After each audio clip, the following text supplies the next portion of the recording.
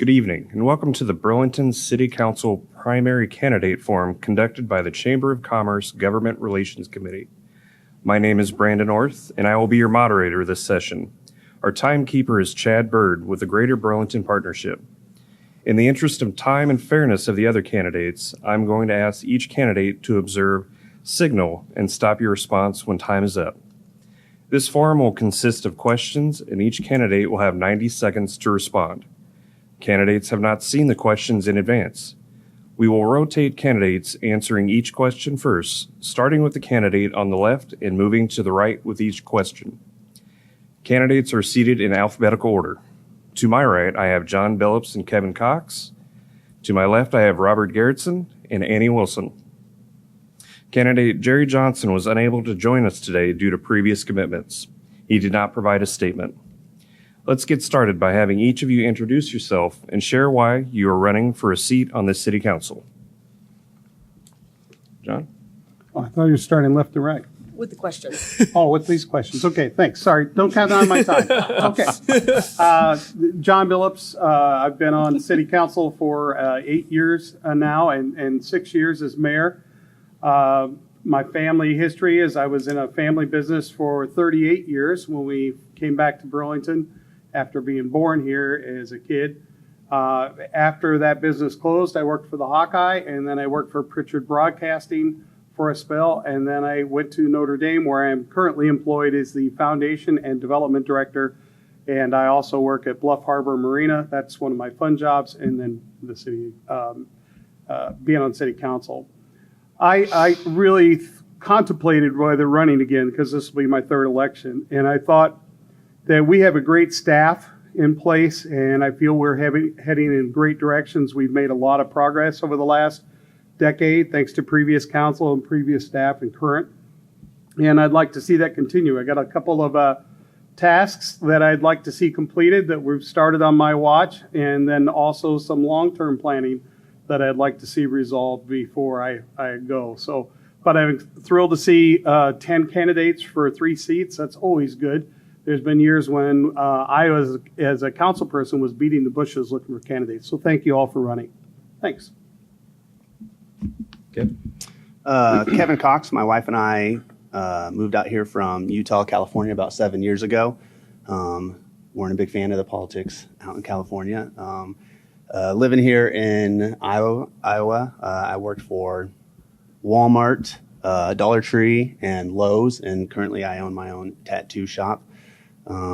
We've been to a few city council meetings, and one of the reasons I decided to run was I think that Burlington, while headed in the right direction, needs some new blood, some new focus, and some new energy. A lot of things seem to take a long time to do and get done, and I just thought that there would be somewhere to dig into and see if we can't expedite some things. Robert? Wait for the time, guy. All right, my name is Robert Gerritsen, and I moved to Burlington after I graduated the University of Iowa, and it's been an awesome ride. You know, I've met a lot of great people out here, learned a lot about the history of the city and, you know, what the struggle that you guys gone through and how you've built yourselves back up, and I just want to contribute more to that and kind of further those, but not just, you know, continuing, you know, but adding a new perspective, right? I come from Chicago where I grew up, so bringing some of those ideas and those kind of situations to help elevate Burlington into the future. Thank you.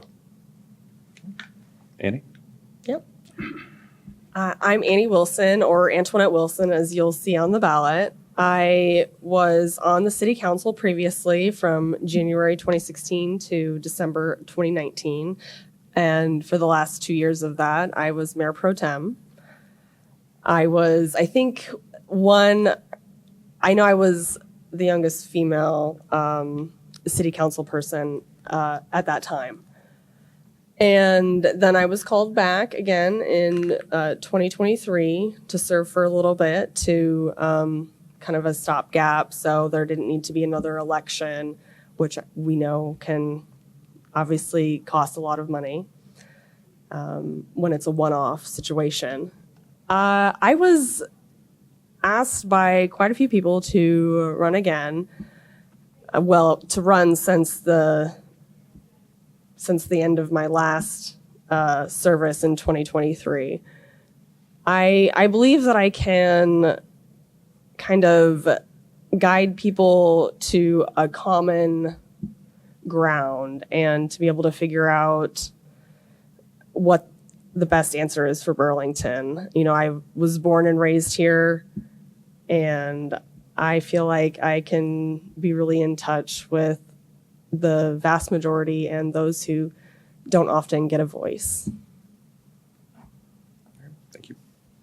Thank you. We'll move on to the questions for the evening. John, we'll start down there with you. Beyond supporting existing major employers, what specific strategies would you champion to attract new industries such as technology or professional services, while also strengthening Burlington's locally owned small businesses? That's a great question.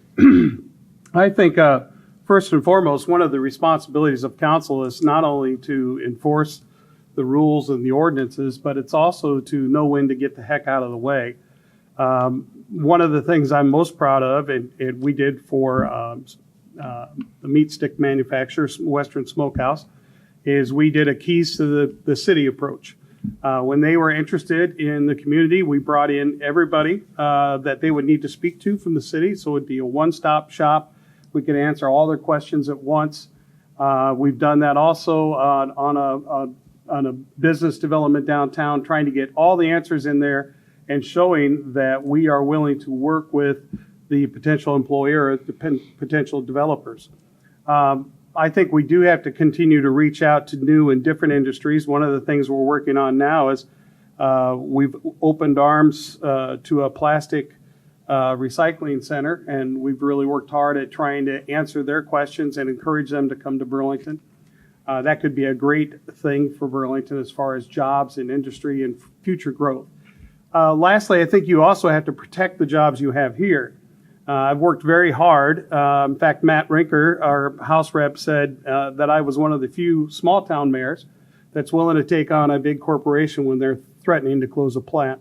And you do that by reaching out to both sides of the aisle, which I've done. And I'm talking about Case. Thanks. Kevin? You say the question. I certainly can, yeah.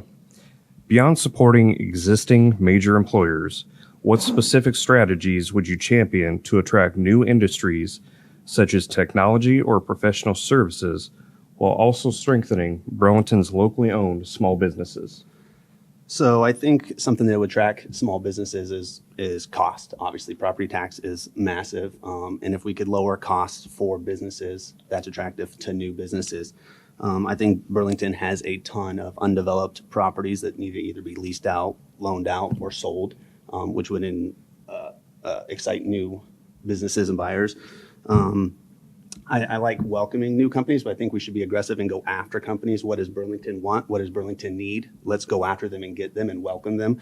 I know a lot of businesses come into Burlington, and sometimes we pat ourselves on the back. It's like, yeah, we got a new business. It's like, well, that company did their research and came to our town. And we had some attractive things for them to come, but what are we doing to aggressively go get businesses that we want to come into our little town? And sometimes it feels like there's a little stagnant. There's a reluctance to growth almost, like it's not exciting for Burlington. I tattoo a ton of people, and I feel like I have my thumb on like the heartbeat or the voice of a ton of people in Burlington, which I've tried to encourage them to come here and hear their voice, but that's kind of what they're looking for, is more us going after businesses to bring them here. But if you're not limiting costs, and if you're constantly raising franchise fees, taxes, and property taxes like that, that's going to scare businesses off. Robert? Contemplating if I want to have you ask the question again. I certainly can if you need. Go ahead. Yep, it is a mouthful.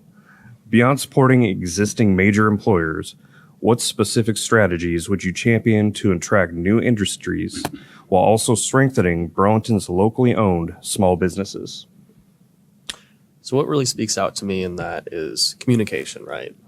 How are you going to bring people in if you don't talk to them and continue that conversation, not just, do a one-off meeting? It's building a partnership. That's what you want to do with big businesses, and especially local businesses, because they're the ones who usually vote and turn out. So it's important to communicate that, you're trying to figure out ways to alleviate some of their stresses and burdens. One of those that I find a lot happening in downtown Burlington is a lot of these old factories that are just sitting vacant. Something needs to happen to where it's not cost effective to keep these vacant properties. There's plenty of people who want to start a local business, or even larger businesses would be willing to move in if we incentivize it, but also incentivize the people that are holding on to it to let it go. So, it all kind of stems from that a little bit. And yeah. I can't say anything. Thank you. Annie? Yeah. So a lot of it has to do with, again, communication. A lot of the other candidates have echoed the same things. Relying on those experts that we already have in our wheelhouse. The Greater Burlington Partnership, they do a lot of promotional and reaching out and surveying and finding out what companies or businesses want and what they're looking for. We currently offer a lot of other incentives for any sort of corporation or company to start a business here, with TIF and other kinds of tax breaks. I think with keeping current businesses, that it's hard to decide really what you want to focus on, because spreading yourself on different categories, such as bringing new businesses in or focusing on the businesses you have, that can really divide your attention enough to where you don't succeed in either. So it's really about working as a team and relying on those people who have the knowledge and the background to really help you focus on the most successful path. Thank you. Kevin, we'll start this next round with you. With property taxes as a primary funding source, what is your philosophy on balancing city revenues? I think property tax gets lazy, to be honest with you. I think taxation is theft. I think when you're short on your budget and you're like, hey, let's tax the people on whatever it is, franchise tax, property tax, personally just comes off lazy. There is a billion and one things. I'm not a grant guy, but I've been looking into grants for like 3 days. There's hundreds of government grants that Burlington could be applying for and getting. I don't know if we have someone over that yet, or that's something I would love to look into, but there's 100 different types of grants. Tourism, I think, could be huge in Burlington. We have a beautiful bridge. We have Snake Alley. We have the auditorium. We should be doing an event once a month, if not more. The grants are huge. Once again, selling off the properties that we have all over Burlington for that revenue income. And then once again, just cutting waste. I mean, there's so many departments that I've already talked to that people admit, like, yeah, there's a little bit of waste going on in Burlington. So before we just start taxing and penalizing the people that work here, I think we should look inside and see what we could do before that's an option of raising property taxes. Robert? Can you ask it again, please? Yeah, certainly. With property taxes as a primary funding source, what is your philosophy on balancing city revenues? Well, we've got to create new revenue streams, and through that, we should be looking at zoning. One of the things that holds back a lot of cities is a lot of their land is not producing enough to support itself. So low-density housing is not very efficient at that, and so we need to mix in a lot more mixed use, which is far on average across the nation, brings in more than what it costs to maintain. That way, we don't have to raise taxes, and also we also got to look at what the state Senate's doing and the state rep are doing. They changed recently House 718. Mm-hmm. That they changed how we do property taxes and also levies. So, a lot of what we would use those money for got taken away because of the state. So, it also matters to pay attention to how that's going and to make sure that the state isn't taking more control away from us to service our people. So, Andy? Yep. So, yeah, taxes are obviously one of our biggest revenues. And speaking on a couple other topics, grants usually require a match from the city, as I've had to witness. And then people believe that the grants, because we have to match it, are a waste of our money. But it comes down to the free money that people don't believe is free, but it helps us accomplish goals and tasks, and being able to fix streets and buildings and things like that, or even parks. I'm not sure. I've been on I've been on a lot of budget meetings, and I can't imagine what department, whether it was within the city, ever said that there was waste that they saw. That would be a very interesting thing that should be a public knowledge, because according to every meeting I've ever been in budgets, everybody has been shaved pretty thin. Rezoning is a great idea, and I know that from my experience, the rezoning process is generally very easy, and I know once it finally gets to the city council, usually there's no issues. We do need to be aware of the. Okay. And then if I could respond to that. So the situation that I was talking about specifically, and I'm not going to give any details right now, but was that they had a budget. They had a surplus in their budget, so they went and spent it unnecessarily on more than one occasion.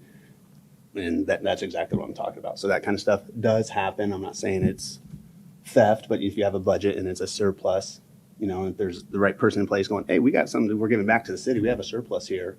Instead of going, our budget's going to get hit next year if we don't use it this year, let's use it. So that kind of stuff happens that I would look into. Okay. John? Primary or property tax as a primary funding source. So let's be honest, everybody hates tax. I don't know anybody I know that enjoys being taxed. I don't like taxes either. I will tell you that I'm quite proud of the fact that the 7 of 8 years that I've served on council, we've had a balanced budget, and we did not raise our personal city tax levy. In fact, one year we lowered it 90 cents. This last year we did have a little bump, but out of 7 years, that's pretty good. Grants, I think you have to have grants. We have a great program going on right now with the Summer Street project. That's going to be a $10 million project. We were able to get some community project funding for that. That will help. Other grants that have been on Madison Street and we're going to do one on Washington. Yes, you do invite the DOT to help you with your designs, but I think by working with them, you can save the community a lot of money. I think the other answer would be you need to look at how you can share services and equipment with your sister city, which would be West Burlington, and with the county. And I've led the charge on that, trying to get us to look at how can we save our taxpayers, not just Burlington, but West Burlington and Des Moines County, money by working together. And I think that's one of the ways that we can continue to balance our budget and yet still get a lot of work done. We've had a lot of work done in the last 8 years. Thank you. Thanks, John. Robert, we'll start with you here. Now, public safety takes up more than a third of the city budget. How will you ensure departments have needed resources while also holding them accountable? safety is important in any city. And believe it or not, a lot of small towns spend a lot on safety. So, one of the challenges that I've noticed in Burlington and through talking with, police specifically is that they have a hard time filling out enough people for patrols. So they have the money, they can hire, they have the positions to, hire the people, but they just can't find the people.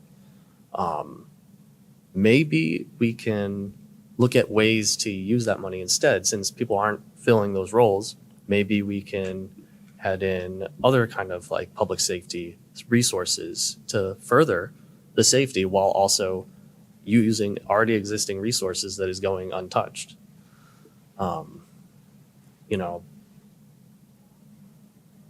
What else was in the question?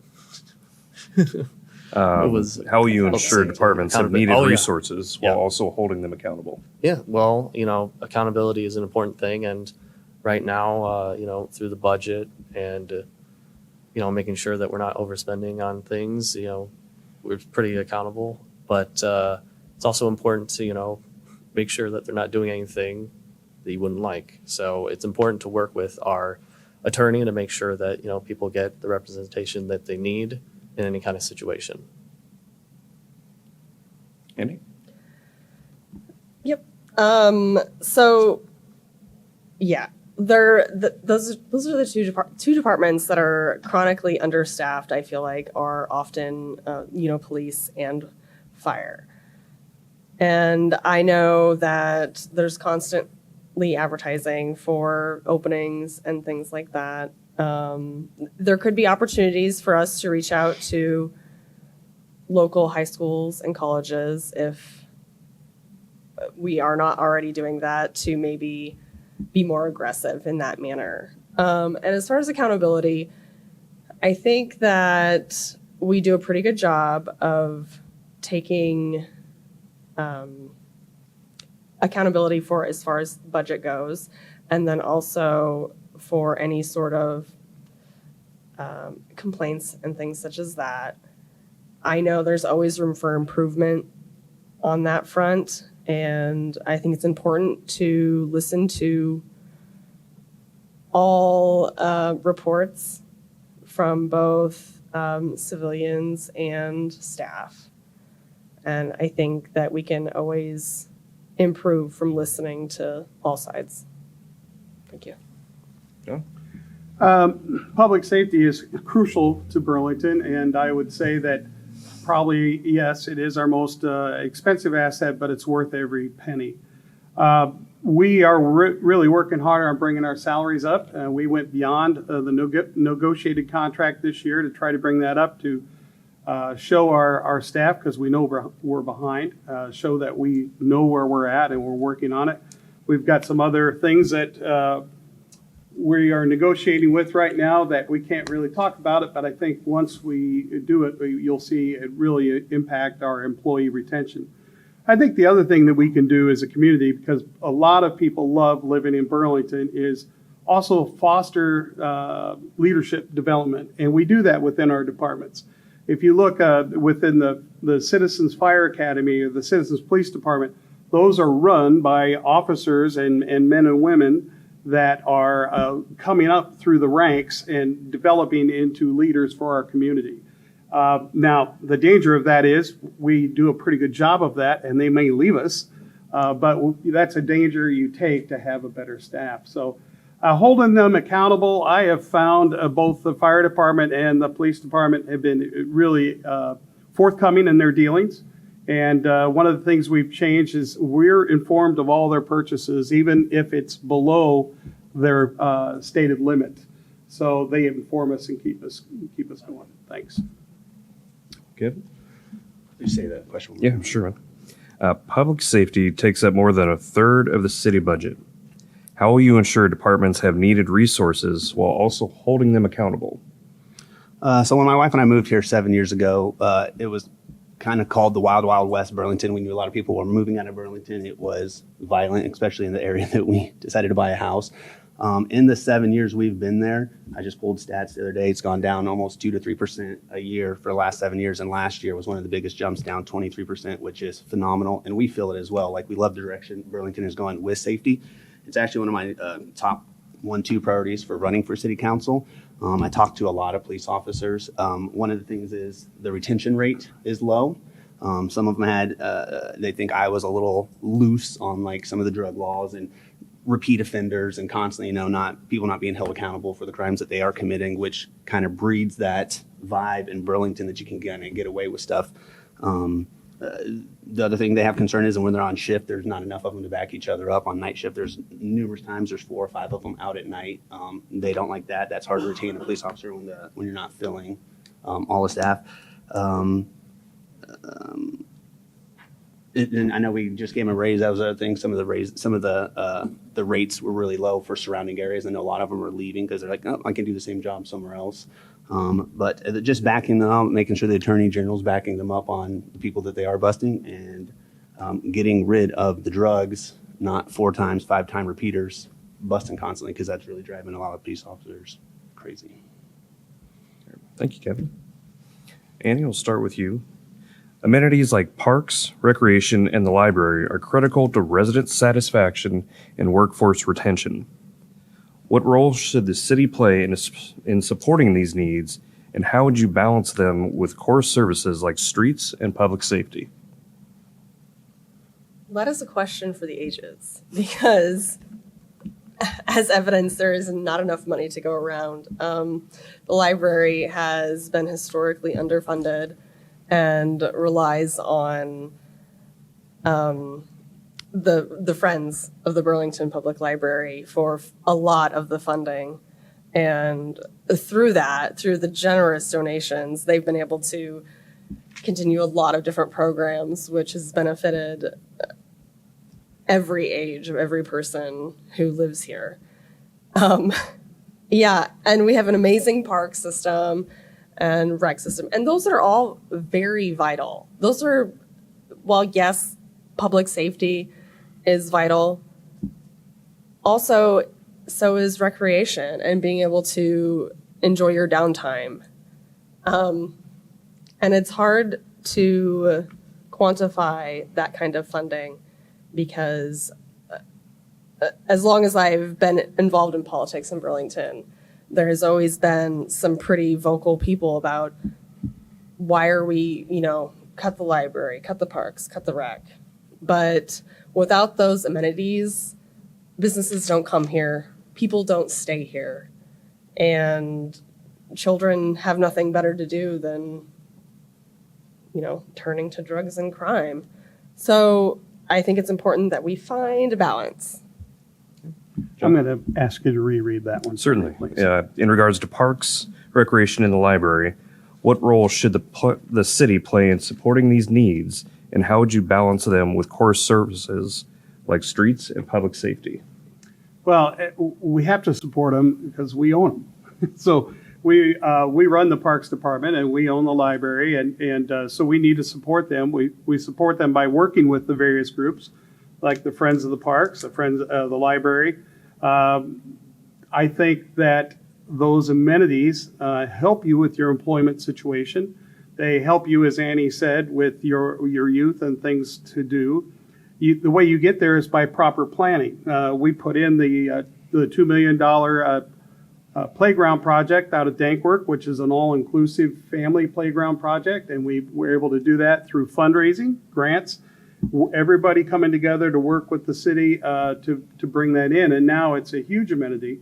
There wasn't a park like it within 45 miles, and so I think we keep working on that. Our library is one of our best assets, and it's one of our best kept secrets. It's one of the #1 libraries in Iowa. And, we have to fund it. So one of the things I brought up this year is putting the library finally for once on our CIP. And I was amazed because I had council people say, well, yeah, this should be on our CIP. Well, why hasn't it been? And that's a question I need to ask myself after serving 7 years. So that's something we're working on to make sure that we can take care of those things so the Friends of the Library and the library board can focus on other things. You balance that with balancing good budget. Thanks. Okay.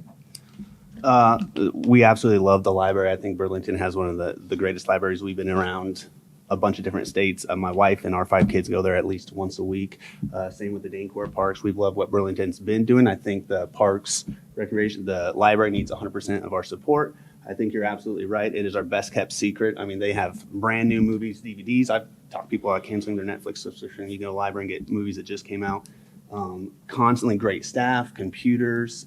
We love the library. I'm not sure how the finances work and where we're moving it, but I think that is top 1, 2 of our priorities of keeping the parks, libraries staffed, clean, and safe. Robert? I don't think it's any secret that our library is one of the best in Iowa, just hands down. It's got amazing, employees, amazing people that work on it constantly. Brittany, the head librarian, amazing work. We're very lucky to have all of them. And we have to support them. Like what John said, it should be on the CIP. I'm glad that, he's thinking about that. Hopefully they pull that through. But, we have to support these things because if we don't support it, the state's going to take the funding that supports it. I mean, they already messed with the levies. They're probably going to mess with the property taxes. So if no one's going to support it, then it's going to go away. That's a fact of the matter, And you're going to see the quality of life go down. You're going to see the crime rate go up when we lose all these parks from the funding and everything. It can be frustrating to see that. But it's important that we have people that will work to keep these alive, through diversifying our tax revenue so that we're not dependent fully on property taxes.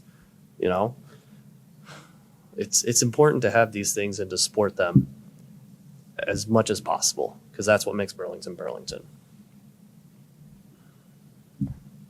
Thank you, Robert. John, we'll start back down there with you. Burlington faces shortages of housing supply, rehabilitation needs in older homes, and affordability challenges. What concrete actions would you pursue to expand housing options, improve existing neighborhoods, and ensure affordability for working families?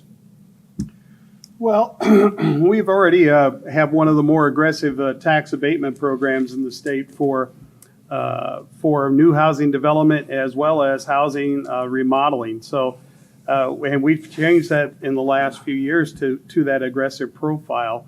And now that's one of those things that you're giving up some value now. You still retain the original value of the property until the abatement's over, but you're betting on what's to come.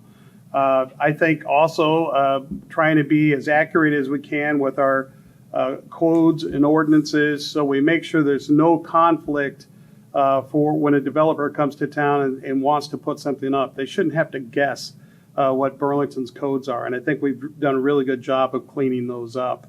The other thing I would say is, we're talking all around it. You have to build a community that gives you a reason to come here and invest here.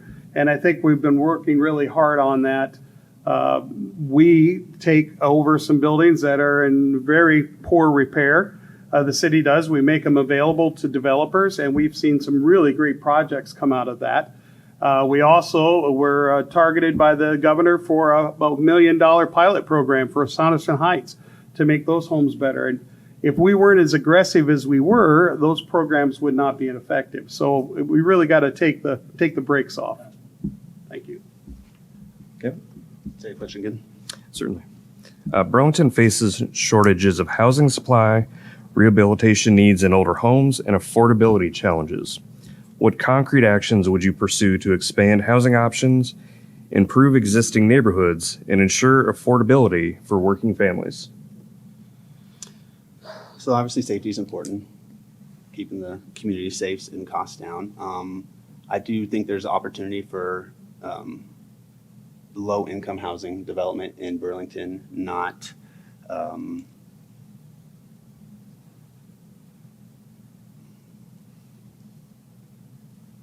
just lost my complete train of thought.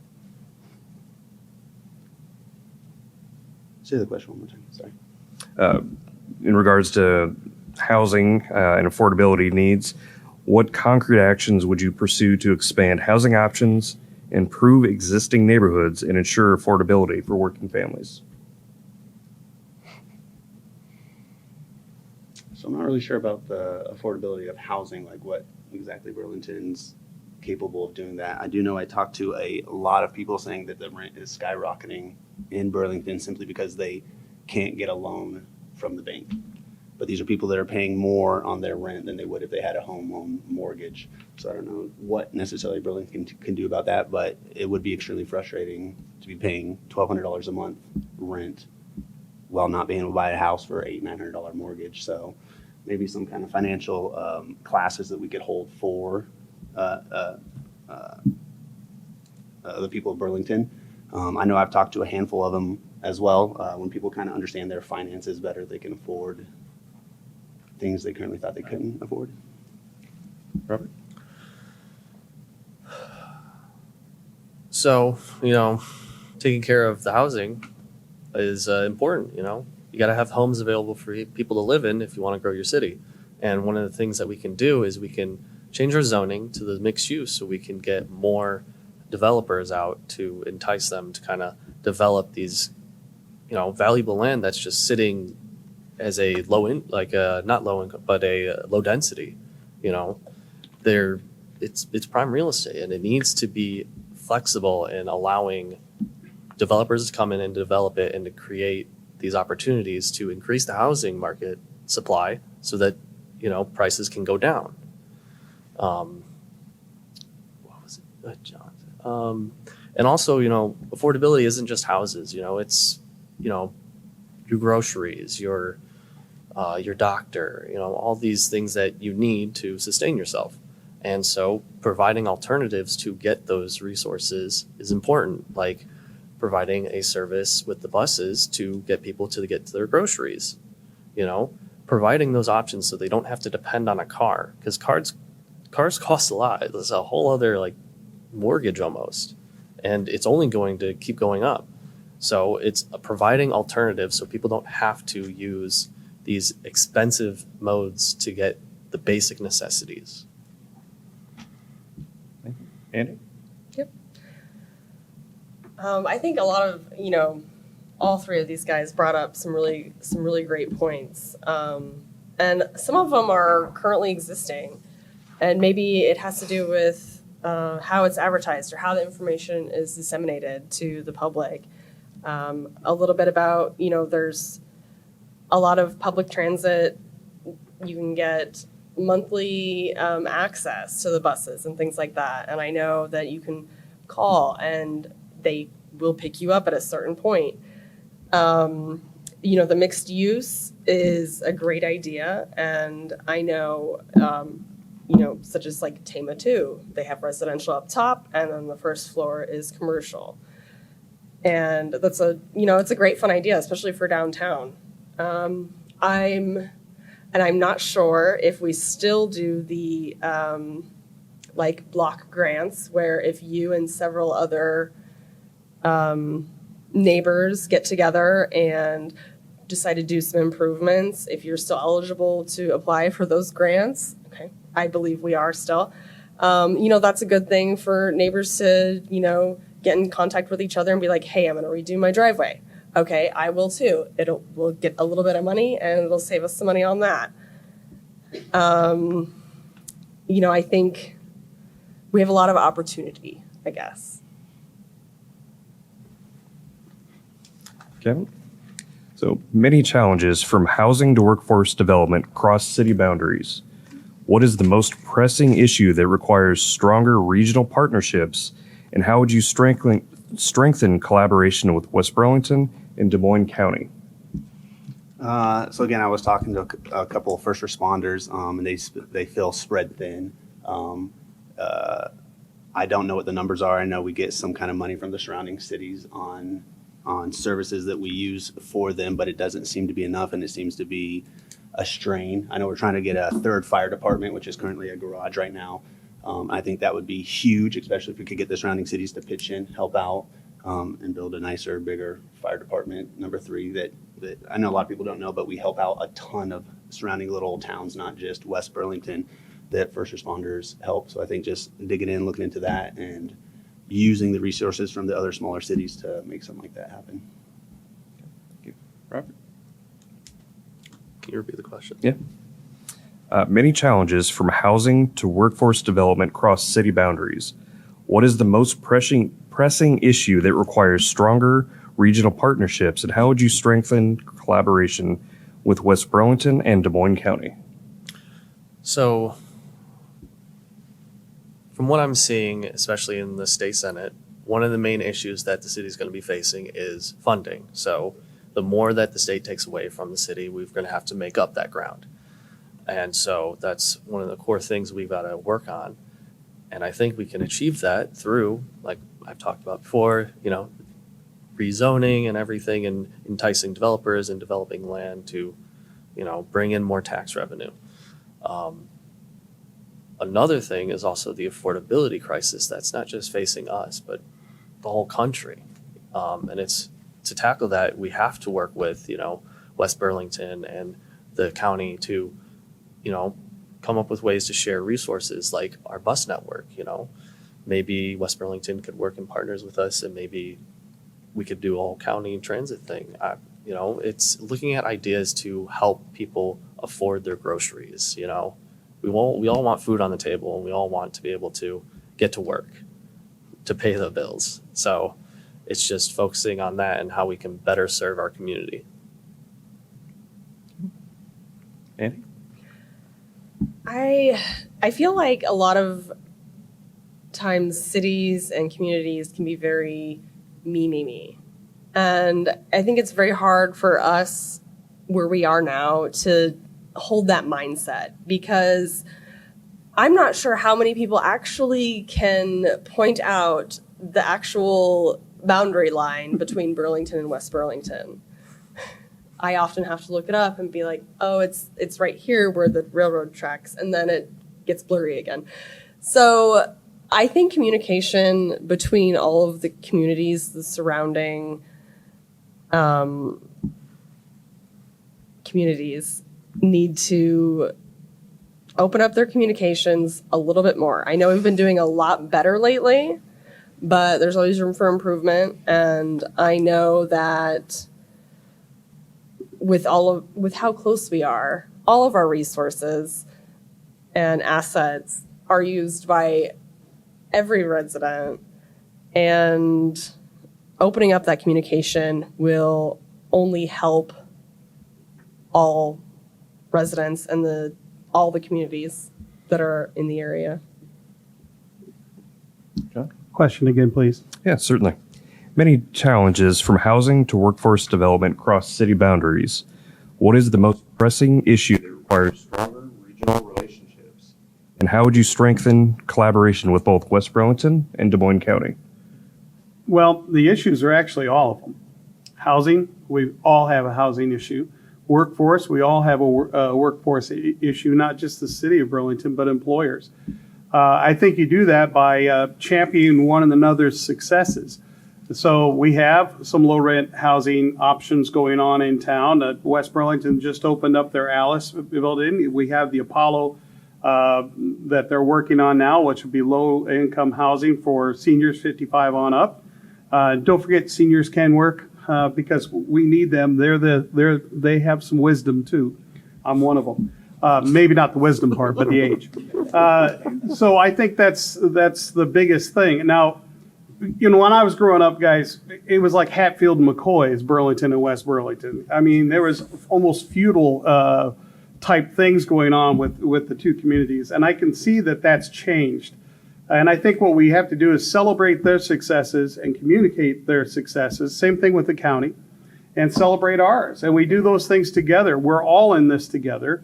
Burlington, the city, has recently opened up our hiring range over into Illinois, trying to solve our workforce development. So what's good for West Burlington is good for Burlington. What's good in the county is good for Burlington, and vice versa on all three things. And until we recognize that, we're going to continue to fight this thing. Same thing. Robert? Beyond formal meetings, how would you proactively engage residents from all neighborhoods to ensure their voices are heard before major decisions are made? Well, one of the things that really inspired me about the service of being a public servant is what Jon Billups does, and he lets people call him, no matter where you are in the city. He'll pick up the phone. It doesn't matter, and I want to continue that because that is just pure unadulterated communication with the people. Whether they want to yell at you or scream at you, I'll listen. I don't care. I'll listen because at the end of the day, I serve you. And it's important to allow that kind of channel of communication. So, yeah. Andy? Yeah, I mean, that was beautifully said. Yeah, having that open line of communication, whether it be via phone, email, text message, Facebook, other sources of DMs, or, planning sort of like town hall situations, you know, where you're creating an event where you go to community event centers, you know, putting out the information is very important because not everybody has access or the ability to access, whether it be because of a financial restriction or just knowing how something operates. You have to find all of the pathways to get that information out there to the people. And yeah, I mean, kudos to Jon for putting, and I had my number on my business card as well when I was in office too. So it's just being able to find all the different options for people to get a hold of you or for you to get a hold of them. So, yeah. Read me the question now that I've thought about it for a few minutes. Please. Now that we gave them too many I got to find it compliments. again. Yeah. Stole his Beyond thunder. formal meetings, how would you proactively engage residents from all neighborhoods to ensure their voices are heard before major decisions are made? Well, I think you have to have community input sessions. You know, when we did the Tiger Grant, we had multiple community input sessions. When we started looking at Cascade Bridge, which we're working on proceeding with now, we've had multiple surveys and community input sessions. And I think you have to have those and take that knowledge and go forward, and it shapes what you want to do. Look, we all have our core values, but I think anybody in public office knows they need to compromise from time to time to be able to achieve what you want. Now, you have to keep your values in place and what your goals are, but you have to listen to your citizens when they come forth with a real concern. I also think, you know, when I was elected, I had one of the outgoing councilmen that said to me, whatever you do, don't return emails, phone calls, or texts. And I was thinking to myself, why would I want to do that? So I went the opposite. You know, social media is a necessary evil. It's not always fun. There's been several times that my heritage and my intellect's been questioned on those pages, but more often than not, I find if I reach out to the person through the back channel and just say, hey, you can still disagree with me, that happens. But here's why I'm where I'm at. And I think once you explain those positions to citizens, they get a deeper understanding and you go forward from there. Question. Just how will you proactively engage residents from all neighborhoods to ensure their voices are heard before major decisions are made? So I love what he just said and what he's been doing. I do feel like a lot of the information gets out late. So I would like to see a lot of things sooner. It's like, oh, next Tuesday we're voting on. And I'm like, I've been on the page. And so as soon as council knows, let the public know that, hey, this is coming up. I know we started going to city council meetings and just listening to the voice, but radio, social media, and then like he said, returning every email, phone call. I mean, people have concerns and it's literally our job to listen and discuss that amongst ourselves. And we are the voice of the people, so it would be ill to not listen. We have time for one more question tonight. So, Annie, you're up. Looking ahead 4 years, what is the single most important outcome you would want to accomplish as a city council member, and how will you measure that success? Oh, the single most important accomplishment, besides not, you know, rocketing the city into rubble, would be, I would really want to see the city of Burlington to have their own public pool again. Not just talking about it, but actually having broken ground on it. I know government, it can take a long time to get anything accomplished because of all of the red tape and ribbons that we have to go through. But I think having a public pool is a very important amenity that we currently do not have. And I don't think that it is necessarily any fault of city staff or council members at all. It's an unfortunate situation, and I would love to see it resolved and to have a public pool again. Thank you. Question, please. Yep. Looking ahead 4 years, what is the single most important outcome you would want to accomplish as a city council member, and how will you measure that success? My retirement? No. Just kidding. Actually, I would love to see Burlington stay on this progress profile that we're on. I think you'll see, I don't know if there's a single thing, Brandon. I think you'll projects knocked off the list, the Cascade Bridge, the third fire station, more improvements to our parks, our staff better paid, and also increasing our community profile as far as how many people we have living here. I think we were kind of worked over on the COVID consensus. When they did the COVID census, people were in their homes, not responding. I don't truly buy that we shrunk as much as they said we did because of the investment we have in our community. So I'd like to see that resolved as well. But I'd really like to see Burlington continue on this solid financial footing that we are on. I think as we can keep our taxes and our fees and in line as much as we can over the next 4 years, like we've done the last 8. I think we've done a pretty good job with that, and I'll consider all those things a success. But more importantly, I'm looking for future leaders too, because everybody should be looking for the person to replace them, and look forward to see one. Okay. Something I would love to see in 4 years is downtown just become a tourist destination. I mean, I would love to see every single one of those buildings full, businesses, apartments, things to do. The pool would be awesome.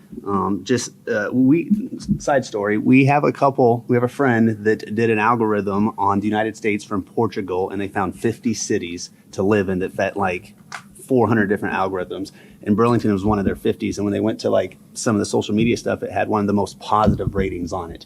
So they moved from Portugal to Burlington, Iowa. And now that they're here, they're like, your parks are awesome. Your libraries are awesome. The downtown is blown up. So I feel like we're in the right direction. In the last 10 jobs I've had, I've always had big ideas and ambition, and people are like, these things take time, and I kind of go things bullheadedly, quick, fast, and try to knock things out. So in 4 years, I think we can accomplish a lot. Robert? One last time for the crowd. One last time. Looking ahead 4 years, what is the single most important outcome you would want to accomplish as a city council member, and how will you measure that success? So, looking into the future is hard to do, but, something that we did a while ago while we were, while Burlington was struggling was create the comprehensive plan. They have a goal set to, 2030s? And it's got a lot of great stuff on there. I'd like to see some of that stuff come through, fruition.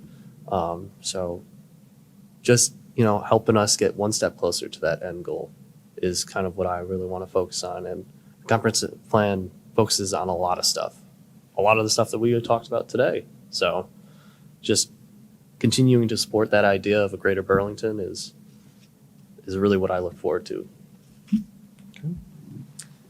You have 60 seconds for a closing remark. In those closing remarks, please share with us what sets you apart from the other candidates. John, I'll start down there with you. Yeah, that's a lousy question, right?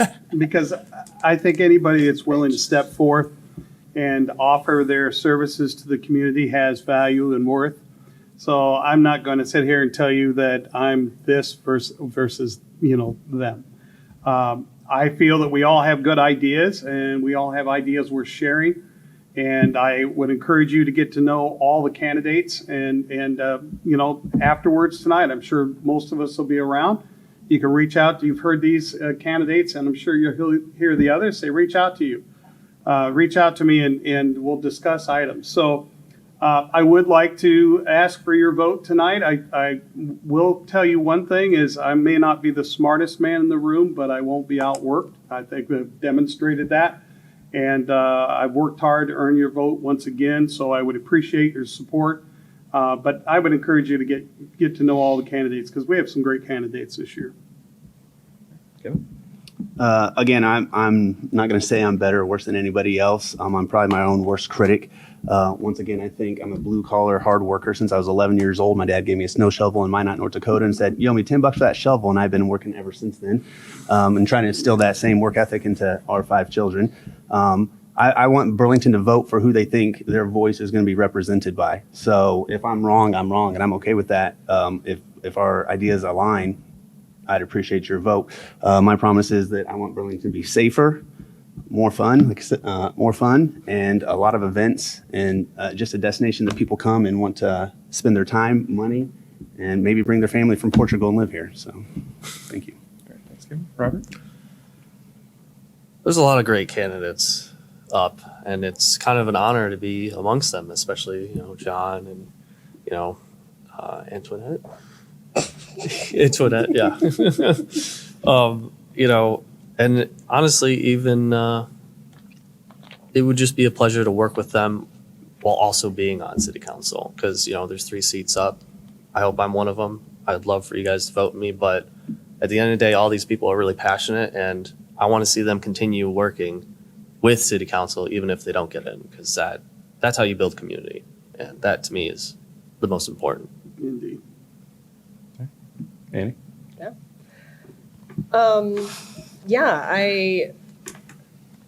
There's a pretty nice pool of candidates and for a very limited number of seats. I think that you need to find, the right person that is going to listen to you and aligns with you or is willing to maybe change their mind on things. Or maybe that candidate is the person who's going to change your mind on things. I think that,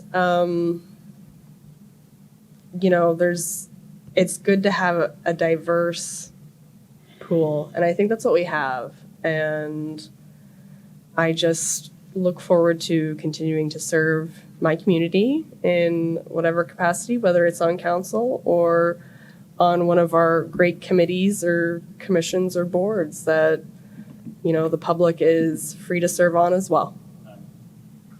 Thank you. I want to thank each one of you for your interest in serving the Burlington community. Public service can be a thankless job, but we need dedicated individuals to serve. I want to thank the Greater Burlington Partnership, Chamber of Commerce, and Government Relations Committees for hosting this forum. And thank those in the audience, both here and those who have been watching and listening, for your interest in the City Council primary election. Please vote for the candidate of your choice in the City of Burlington primary on Tuesday, October 7th. Thank you.